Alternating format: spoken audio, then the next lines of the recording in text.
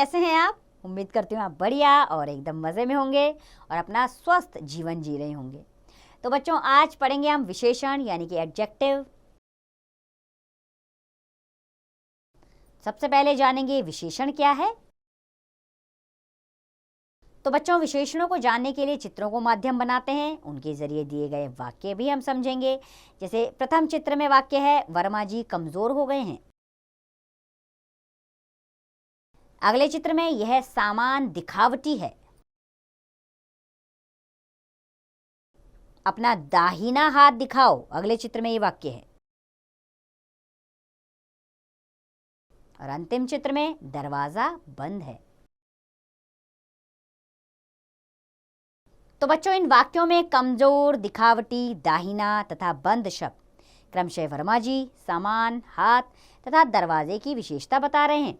अतः कमजोर, दिखावटी, दाहिना तथा बंद शब्द विशेषण है, अर्थात संज्ञा अथवा सर्वनाम शब्दों की विशेषता बताने वाले शब्दों को विशेषण कहते हैं।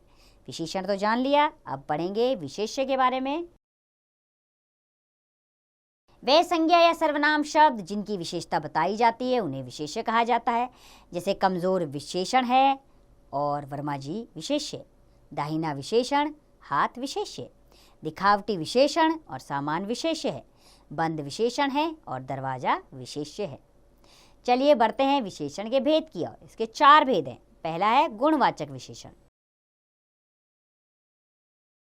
संज्ञा या सर्वनाम शब्दों के गुण, दोष, स्वभाव, रंग, आकार, अवस्था आदि का बोध कराने वाले शब्दों को गुणवाचक विशेषण कहते हैं।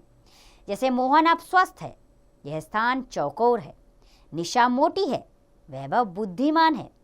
तो बच्चों, इन वाक्यों में स्वस्थ, चौकोर, मोटी और बुद्धिमान शब्द क्रमशः मोहन, स्थान, निशा तथा वैभव की विशेषता बता रहे हैं, अतः ये गुणवाचक विशेषण है। दूसरा है संख्यावाचक विशेषण।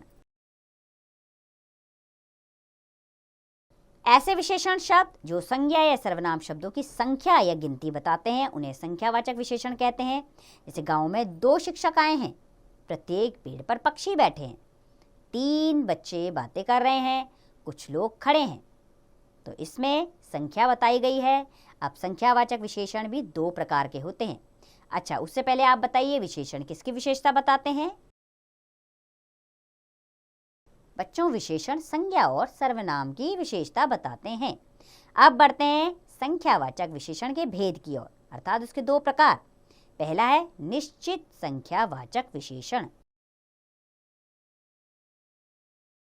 जो संख्यावाचक विशेषण संज्ञा या सर्वनाम शब्दों की निश्चित संख्या का बोध कराते हैं उन्हें निश्चित संख्यावाचक विशेषण कहते हैं। जैसे एक सप्ताह में 7 दिन होते हैं, 2 युवकों को बुलाओ, 4 आदमी बाहर खड़े हैं, हमें यहाँ आए 1 घंटा हो गया। इसमें 7, 2, 4 और 1 एक निश्चित संख्या बताई जा रही है, इसलिए ये निश्चित संख्यावाचक विशेषण है। दूसरा है अनिश्चित संख्यावाचक। जो संख्यावाचक विशेषण संज्ञा या सर्वनाम शब्दों की अनिश्चित संख्या का बोध कराते हैं उन्हें अनिश्चित संख्यावाचक विशेषण कहते हैं। जैसे कुछ लोग बाहर घूम रहे हैं, आज कम दर्शक आए हैं, आज बहुत कम बच्चे आए हैं, अब सब विद्यार्थी घर चले गए। इन वाक्यों में बच्चों कुछ, कम, सब से हमें संख्या का पूरी तरह से बोध नहीं हो रहा है, इसलिए ये अनिश्चित संख्यावाचक विशेषण है। तीसरा है परिमाणवाचक विशेषण। ऐसे विशेषण शब्द जो संज्ञा या सर्वनाम शब्दों की मात्रा या परिमाण के बारे में बताते हैं उन्हें परिमाणवाचक विशेषण कहते हैं। जैसे दिनेश 5 किलो आटा लाया है, रवि ने 2 मीटर कपड़ा खरीदा, घोड़ा थोड़ा सुस्त हो गया है, सड़क पर बहुत धूल उड़ रही है। तो बच्चों, इसमें 5 किलो, 2 मीटर, थोड़ा और बहुत शब्द परिमाणवाचक विशेषण शब्द हैं। इसके भी 2 भेद होते हैं। पहला होता है निश्चित परिमाणवाचक विशेषण।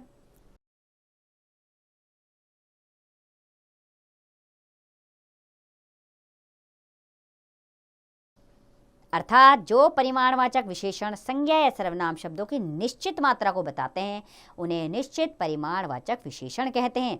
जैसे 1 बाल्टी पानी से नहाओ, दुकान से 4 किलो आटा खरीदा, मैंने 2 गिलास पानी पिया।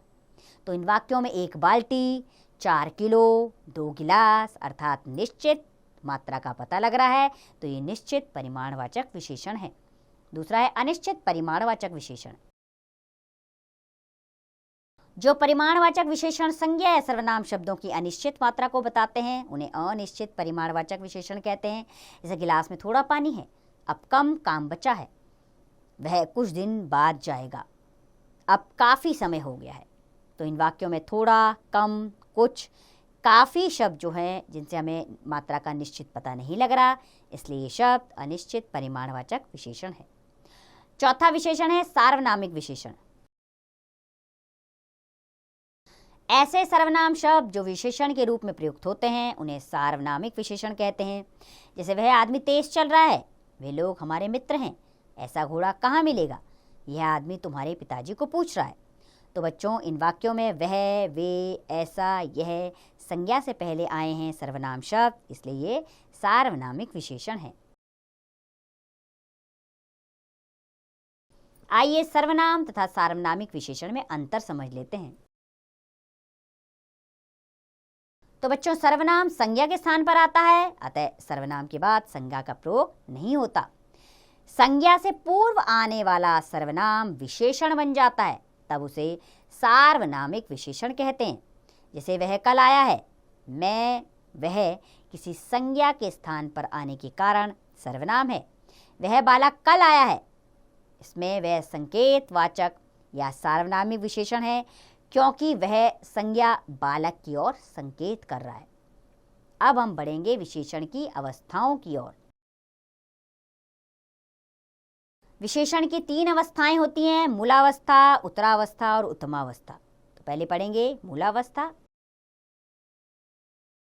बच्चों इस अवस्था में विशेषण बिना किसी से तुलना किए अपने मूल रूप में विद्यमान रहता है। जैसे वह अच्छी है, तुम सुंदर हो, वह एक बड़ा घर है, मैं मेहनती हूँ। सिंपल, अर्थात इसमें तुलना नहीं होती है। दूसरा है उत्तरावस्था। इस अवस्था में विशेषण के द्वारा 2 विशेष्यों की तुलना की जाती है। जैसे वह अपने भाई से अच्छी है, तुम नीता से सुंदर हो, यह घर उस घर से बड़ा है, मैं तुमसे अधिक मेहनती हूं। तीसरा है उत्तमावस्था। इस अवस्था में विशेषण अनेक विशेष्यों की तुलना में एक को सबसे बढ़कर बताता है। जैसे वह अपने भाई बहनों में सबसे अच्छी है, तुम इस घर में सबसे सुंदर हो, यह घर सबसे बड़ा है, मैं सबसे अधिक मेहनती हूँ। अर्थात इसमें एक की तुलना बहुतों से की जाती है। आइए कुछ विशेषणों की अवस्थाएं जान लेते हैं। जैसे मधुर मूलावस्था है, इसकी उत्तरावस्था मधुरतर और उत्तमावस्था मधुरतम।